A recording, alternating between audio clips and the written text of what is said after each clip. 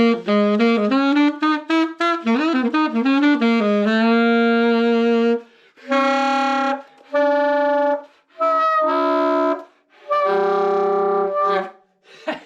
hello internet. This is your old mate here, Johnny Lippiett. Crikey, it's been a while, hasn't it? A few years, and that is way too long between any kind of internet uploads. So I do apologise for the tardiness of my content delivery. It's been very remiss, and I do apologise. No excuses other than life, really, getting in the way of trying to do this. But here I am. I thought it was well overdue to put something new online so that I don't remain utterly obscure, having got so many lovely followers. And thank you for all your wonderful comments on my other teaching videos. That's really appreciated, and it really helps to put some color in this dark world. So hopefully what I'm going to talk about today might inspire, uplift, and help other people pursue their creative journeys as excitedly as possible. So I had an email from somebody asking about whether I played alto and what my setup was. So I thought, I haven't done any videos on alto saxophone at all, so I thought maybe that's where I would start. I'll talk a little bit about this horn, the Mouthpiece, and then I've just got a very nice harmonic exercise that I wanted to share with you that I enjoy practicing, and I was showing it to somebody the other day and they said, that's great, you should make a video on that. So I thought, hey, there we go. Someone wanted to know about the alto, somebody else wanted me to make a video on this harmonic exercise. That was the excuse I needed to get this going. So coming at you from the Jazz Basement in Westchester, about 45 minutes north of Manhattan, New York. And so the alto saxophone. Now, let me start by saying I'm a tenor player primarily. That's home base for me. I play soprano as well. The tenor is a Mark 6, the soprano is a Series 3. And whilst I think in B flat pretty mostly, I love the alto. I really, really love it. This is a great horn, and I love it that it's just so light and so easy to throw over your shoulder. And in the little leather reunion gig blues bag, I've got the gig bag, it slides nicely under the seat in front of you on an aeroplane, which is wonderful and very light and easy to travel with. So this is alto called an SML, which may be a brand that's familiar to some of you. Maybe it's a brand you've not heard of before. But SML was a bespoke instrument maker in Paris that started in about 1935 and I believe continued to the early 80s, 1982 I think. And SML, at the height of their instrument making, was considered very much on par with Selmer. And my understanding is many of the workmen from the Selmer factory actually worked at the SML factory as well. It's a fantastic little horn. It really is. It's got some great features that actually, if a Mark 6 had, it would make the 6 even better. Couple of things I'll just point out to you. On the adjusting bar here on the left-hand stack, it's got little tiny screws, so you can make very micro adjustments. So instead of having us to stick all those little pieces of paper and electrical tape and slithers of cork to try and make those micro adjustments ourselves, it's wonderful that it's got these screws there, which is a great thing that I wish the Selmer had actually, because we know that B-C adjustment there can be quite tricky sometimes, can't it, to try and to make that happen. And also with the Alt front E and F key, obviously that operates the top lever of that stack, and the adjustment there has to be so spot on. As we know, it's only the tiniest thing that needs to be out on a saxophone and it can throw everything else out. So that's a great little invention. Another thing which is really awesome is where the neck goes into the body of the horn. If you think on a Mark 6 or many other horns, you just have the screw that pulls the body of the horn around the tenon of the neck. Well, the SML has a ring that goes around the top of the body of the horn here, and it pulls the whole ring together, which essentially kind of puts pressure on the neck from every angle rather than just at the front. And that's a great thing, and I don't know why Selmer didn't do that. Really nice, great adjusting screws here on the G sharp and also on this B flat key here. Very nice little adjusting screws. Beautiful engraving. As you can see, it's a beautiful, deep, dark, kind of honey gold lacquer. And it really sings. It's probably based on a balanced action, super balanced action, I would think, with the kind of bell keys where they are. The fingering's pretty much the same as a Mark VI. The spatula keys on the left hand are just a little bit different. They're not where you would find them on a Selmer, so that can take a bit of adjusting. And talking of the spatula keys, there's a great little device here. It's a little key that you can slide up and down. It goes from the G sharp key and it comes down to the C sharp. So when you're playing in a sharp key, if you press the C sharp, the G sharp automatically goes down. So that's a really nice feature as well that I haven't seen on any other horns.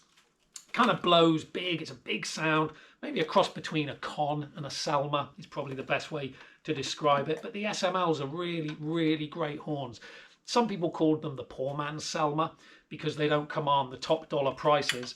For instance, I think I paid about 8 years ago $1,400 for this, which, as you know, you probably pay that for a intermediate Yamaha secondhand. So if you see an SML, do grab it. This is the Rev D model, Rev standing for revision, revision D. There was a revision C, and this is 1953 Rev D model. SML, Strasser, Marigot and Lemaire, I believe is the company's name. And interestingly, in Paris in the 50s and 60s and 70s, there were three big instrument makers. There was Selmer, there was Buffet, and there was SML. And whilst all three companies made saxophones, clarinets and oboes, in the 60s and in the 70s, maybe it started in the 60s, but Selmer really forged ahead with being the leading producer of saxophones. Buffet went on to be the leading producer of clarinets, and SML actually went on to be the leading producer of oboes, which is fascinating. And the SML oboes are regarded as some of the greatest oboes ever made, I believe. So that's the SML horn, 1953 Rev D model. Beautiful horn. I love the brace on the neck as well, which is nice because we know pull down is never a good thing. So that's the horn. On with the mouthpiece, you might be wondering. Now, you know I'm not huge on gear, and if you saw the other video I posted online about playing 3 different Otto Link mouthpieces that kind of all sound the same at the end, we know the sound comes from us. It's just a tool. This is a Ted Klum mouthpiece. I have an Otto Link on my tenor and soprano that Ted Klum worked on. Not that there was anything wrong with the mouthpiece, but he just tidied it up, made the tips and rails beautiful, flattened the table. Often with stock links off the shelf, they can be a little bit wonky. So when I needed a new alto mouthpiece, I thought I'll check out a Ted Klum model. This is the Versitone Acoustimax. It's in a 6 opening. And it really, really sings. I really love it. It's a fantastic mouthpiece. Straight off the shelf. It was $300 from Ted Klum's website. Do check Ted Klum out if you're not familiar with him. He's one of the world's great mouthpiece makers and a fantastic player as well. And what I love about this mouthpiece, and I think this is what I look for in any mouthpiece, is just to have that variance of dynamics, to be able to play ultra pianissimo and ultra forte. Many mouthpieces, especially the high baffle ones, as we know, you can go balls to the wall on them, but when it comes to being a bit more laid back, you can suffer on that. But this has got a lovely sonority to it, and you can play very, very mellow.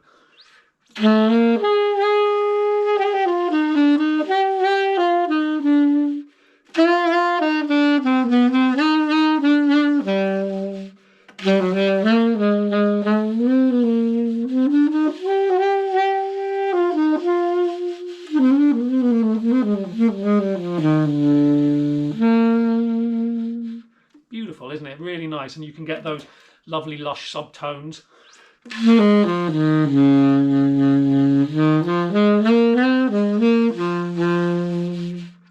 But what I love as well is if you want to blow some air through it, it really takes the air incredibly well.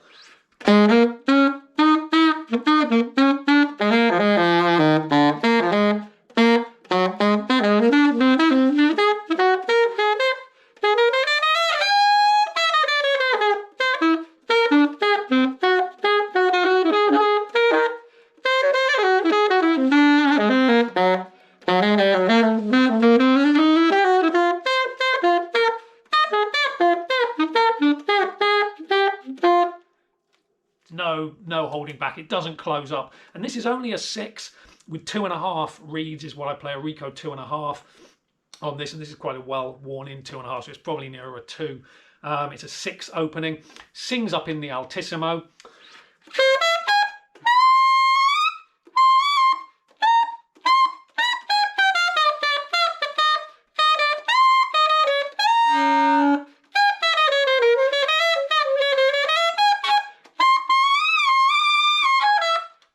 Real nice, love it. So Ted Klum Versitone Acoustimax number 6, Rico 2.5 with some kind of old ligature I got off of eBay. I don't know what the brand is, but it's a nice brass ligature that fits the mouthpiece fine. So that's pretty much my alto setup. Now, like I said at the beginning, I'm not really an alto player, so please excuse any idiosyncrasies of intonation and things like that. But that said, it's just a member of the saxophone family, and I know the right way to approach any of this stuff is the way that's right for you as the individual. I know many people who play different members of the saxophone family, and for them, each saxophone is very much its own journey, if you will. You know, a very specific mouthpiece, a different reed, perhaps on the baritone, and on the tenor, totally different setup, and on the soprano, completely different setup, and they'll only use one horn for a certain type of music, and heaven help it if they use the other one on this type of music. Maybe that's a better approach, I don't know.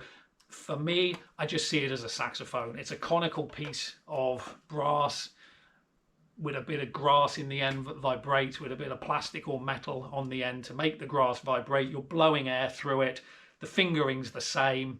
What more can you say? The alto's a 5th above the tenor, the soprano's an octave above the tenor, and thinking about it just like it's a saxophone. And I probably play the alto just like I play the tenor.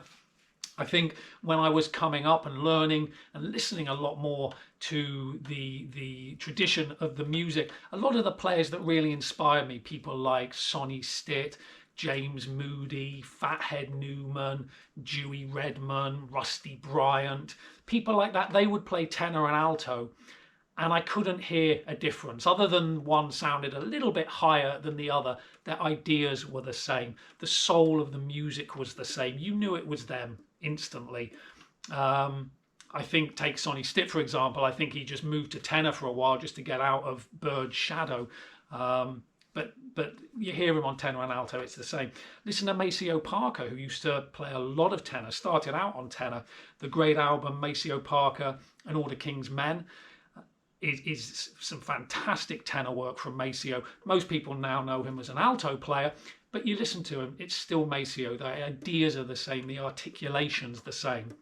Same with the album Ornette on tenor. Listen to Ornette Coleman playing tenor. It's just Ornette playing tenor, but it's still Ornette. So I'm not a big fan necessarily of having different approaches and different setups for each horn. These are all pretty much the same. Otto Link, or this is a Ted Klum, but it's very similar to an Otto Link. It's just an open chamber mouthpiece. There's no baffle in it really, maybe a slight baffle.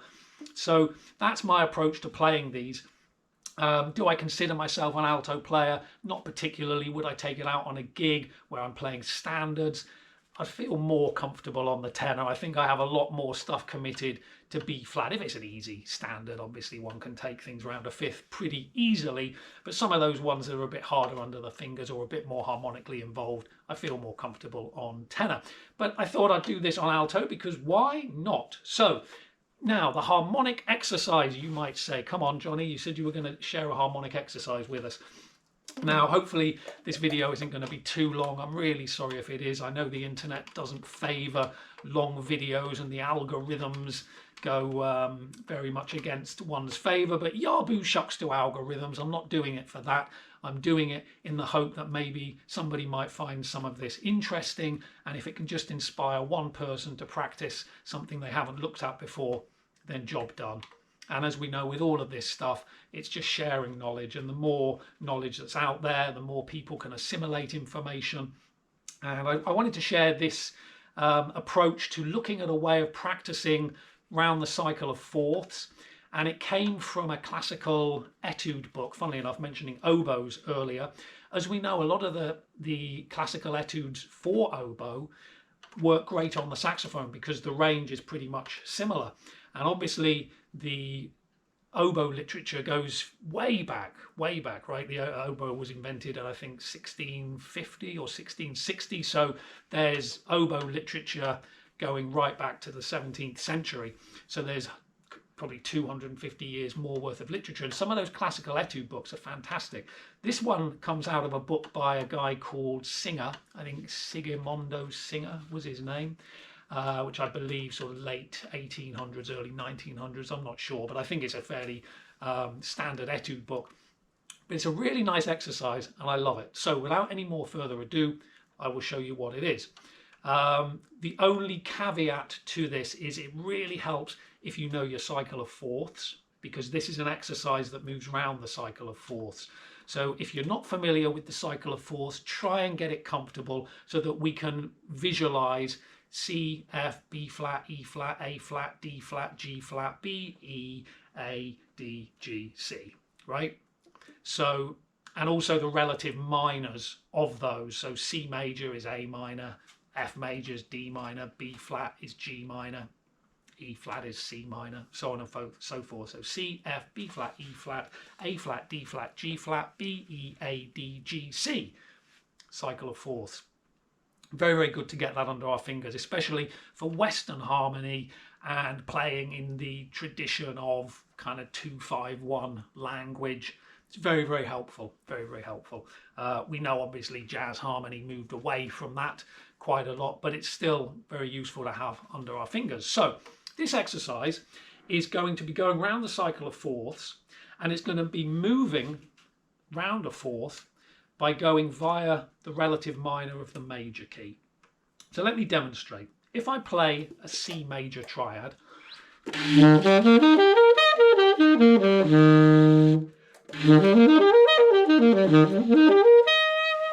now I'm playing C, E, G, C, E, G. Now the relative minor is A minor, so all I need to do is change the G to an A, and then I'm playing the relative minor. I'm going to keep the C on the bottom, but instead of being the root of C, it's now the minor third of A minor. So can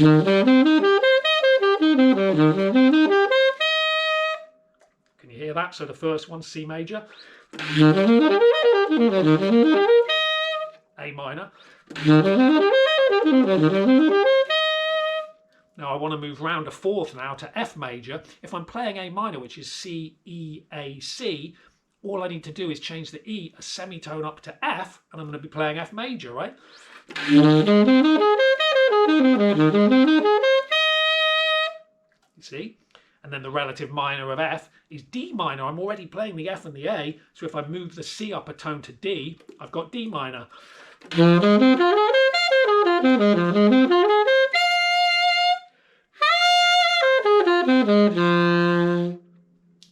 Now if I'm playing D minor, and I'm moving round a fourth again from F into the key of B flat, I'm already playing D, F, A, so all I need to do is change the A up a semitone to B flat, and now I've got B flat major.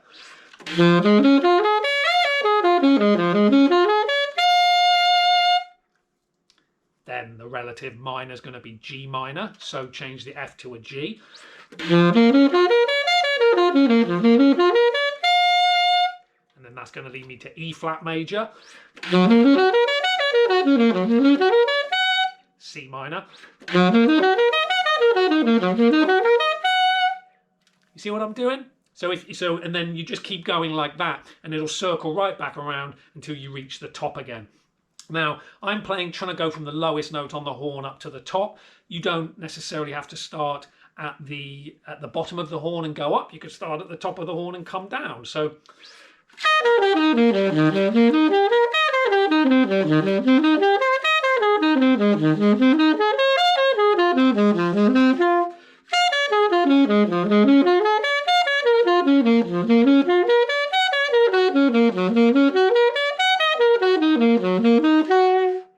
see, you could play it in eighth notes. So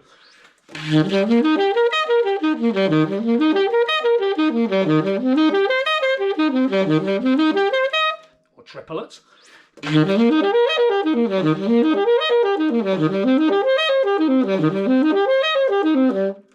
It's up to you. You can make up the exercises. The idea is to make up your own exercises.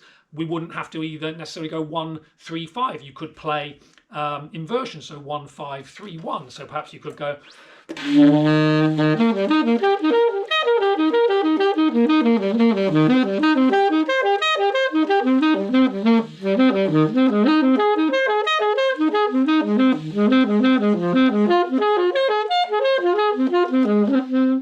See, you make these ideas up for yourself, and if you want to really challenge yourself, once you've got that under your fingers, you could start adding approach notes, for example. So we could look at C major as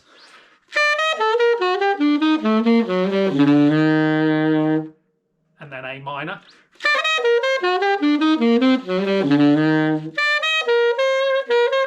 Oh, that would be better if the G sharp key went on, wouldn't it? And then F major, D minor.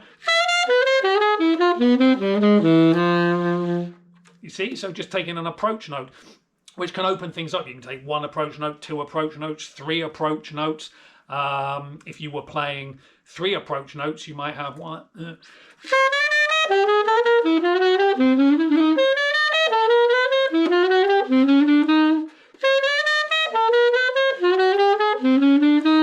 So you see, that's nice. So you can take the approach notes coming up, coming down, whichever you like. So that's the first part of the exercise. This is a sort of 2-part exercise, and that's the easy part, really, just the major going to the relative minor, and then when we're in the relative minor, we're changing 1 note to move round the cycle of fourths. So with that exercise, you're only going to be moving 1 note at a time, okay?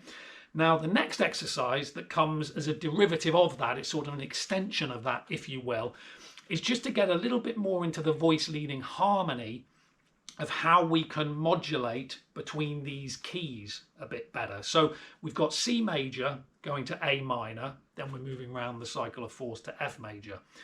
So this is where it gets interesting. If we're in the key of C and we want to move to A minor, what's the best way to get from C to A minor? Or it doesn't matter if you're in C. Best way to get to A minor really is E7, isn't it? That's chord 5 in the key of A minor.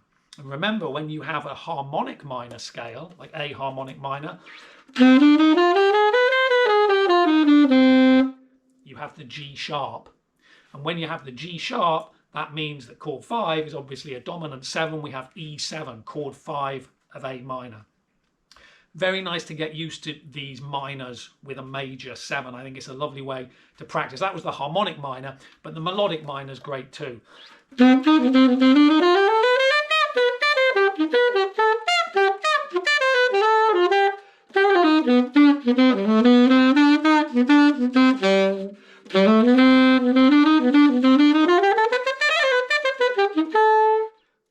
Really nice. So getting used to those major 7s on a minor is fantastic, and many modes come off the melodic minor, many modes. So that's a whole another video that I could go into there, but the melodic minor is super useful. And also, just while I remember, sorry, a tangent, but a useful one, talking about the G sharp in relation to the C, remember that the major bebop scale, which is what we play over a major chord, has the flat 6 as the passing note. You remember I did the video about dominant 7 bebop scales, where you have the major 7 as a passing note. So you go root, major 7, dominant 7, and that extra passing note syncopates the scale. Well, in a major key, you use the flat 6 as a passing note. So if we're in C, we would play.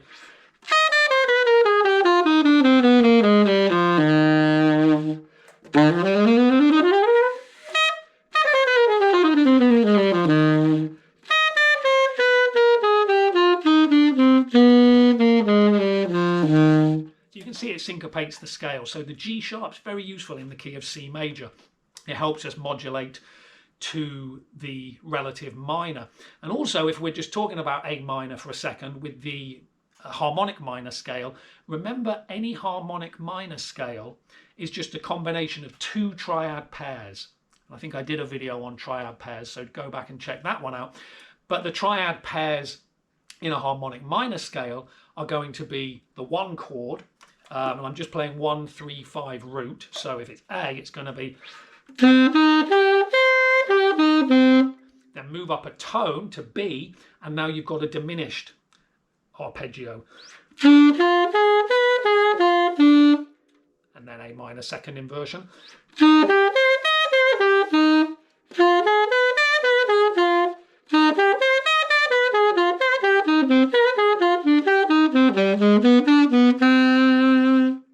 Really, really nice to practice that sound. I think it really opens up some wonderful possibilities. And remember, the harmonic minor is called the harmonic minor scale because it's used to create harmony. And having that chord 5 is really, really useful. So a harmonic minor scale is 2 arpeggios, the minor, then upper tone, and then the diminished. And then just different inversions of those. And it gives it that very classical sound, actually, but we find it, as we know, bebop and Bach are kind of like the same, right, except for the feel. And where's an example of where you'd hear that? Take that tune, golly, I hope I can remember it, Bebop by Dizzy Gillespie, okay?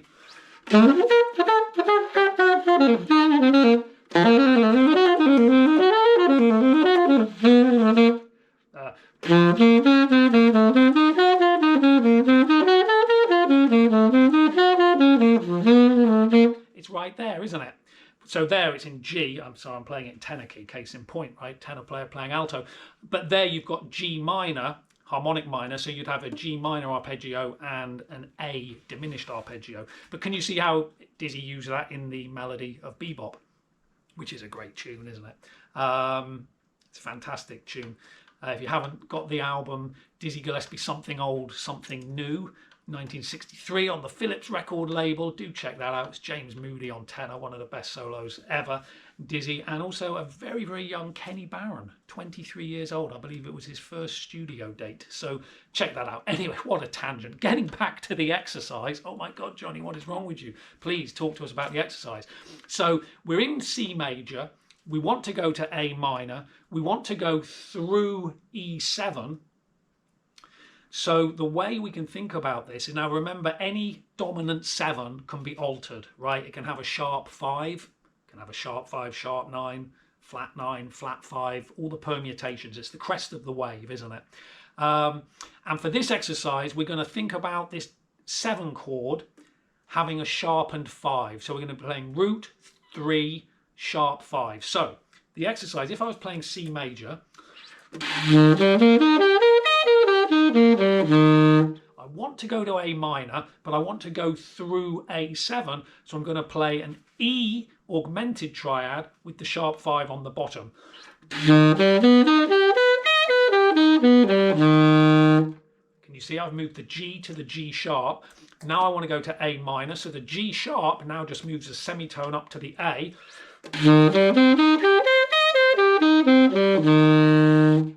Which is what we had before, the A minor. But now I'm moving round a 4th to F major. How do I get to F major? Well, it's via C7, isn't it? Because C7 is chord 5 in the key of F major. I'm already playing A minor, which is C, E, A. Move the A up a semitone to B flat. What do I have? Lo and behold, C7.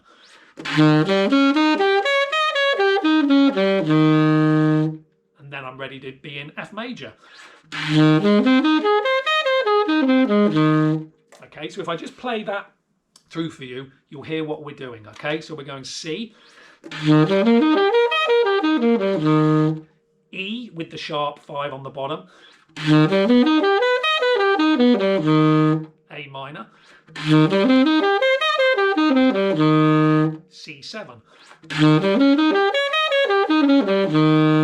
and then we're in F major. Obviously it's F with the C on the bottom, so I'm starting from the 5, and then if we're playing F and we want to go to the relative minor, which is D minor, how do we get there? Through A7, right? That's chord 5 in D minor. So we move the C to the C sharp, and we play A7 C sharp at the bottom, which is the 3rd, sharp 5 F. Then we have D minor. We want to move around down a fourth to B flat. How do we get there? Chord 5 in B flat is F7, move the D up a semitone to E flat. And then I'm in B flat. Going to G minor via D7. G minor. I'm in B flat. I want to go to E flat. How do I get to E flat? Chord 5 of E flat is B7, so just change my G to a G sharp. And I'm in E flat.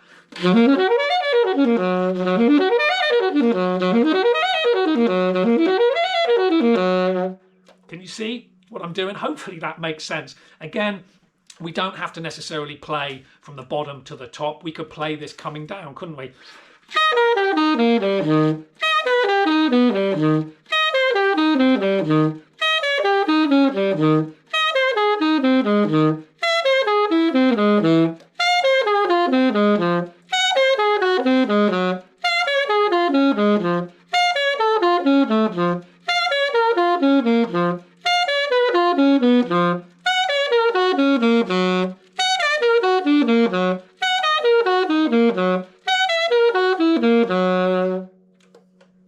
Does that make sense?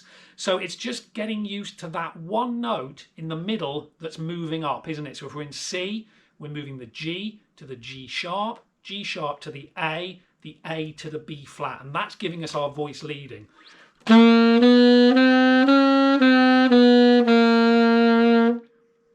I'll put a PDF on my website, so if you look in the link, there'll be a PDF.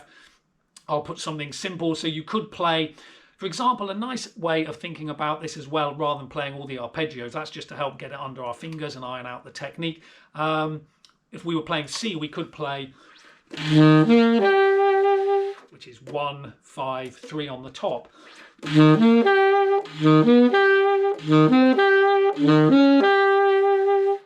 See what I did there?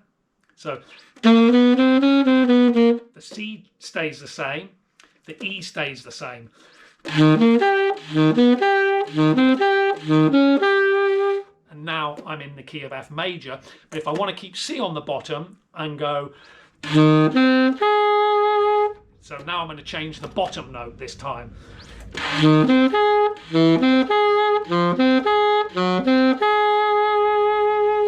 Does that make sense how I'm doing that? So to put it into an improvisational context, if we were improvising over that, we could think about a bar of C major, a bar of E7 altered if you wanted, a bar of A minor, then a bar of C7, and that's going to move us into the key of F major. So if we were improvising a line, you might have something like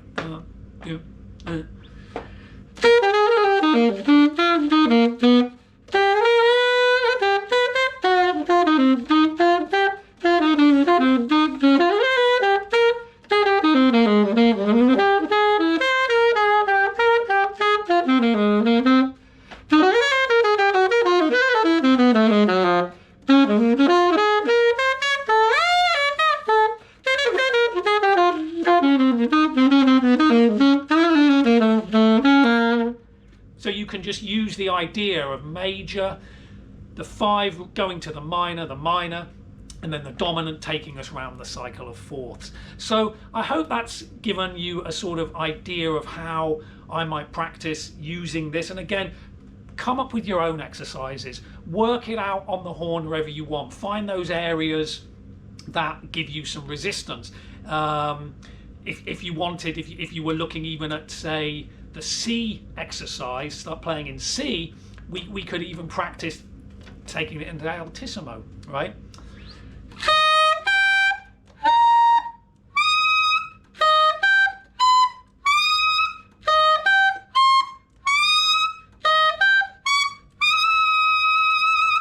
So I'm practicing going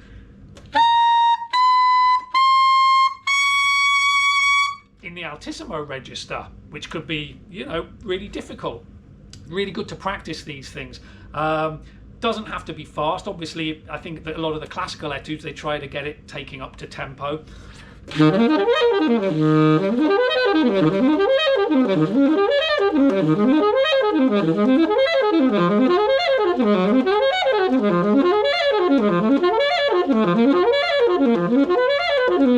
So on and so forth. But it's not about the speed necessarily.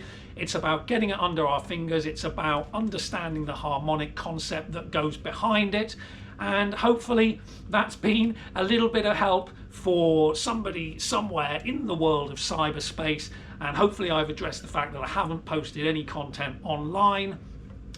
Sorry if this is a super long video. I guess you'll either watch it or you won't, but that's okay. So this is Johnny Jazz from New York signing out. I'll just play a little bit for you and I will say hasta la vista and see you later. And thank you very much again for all your kind words of encouragement and support.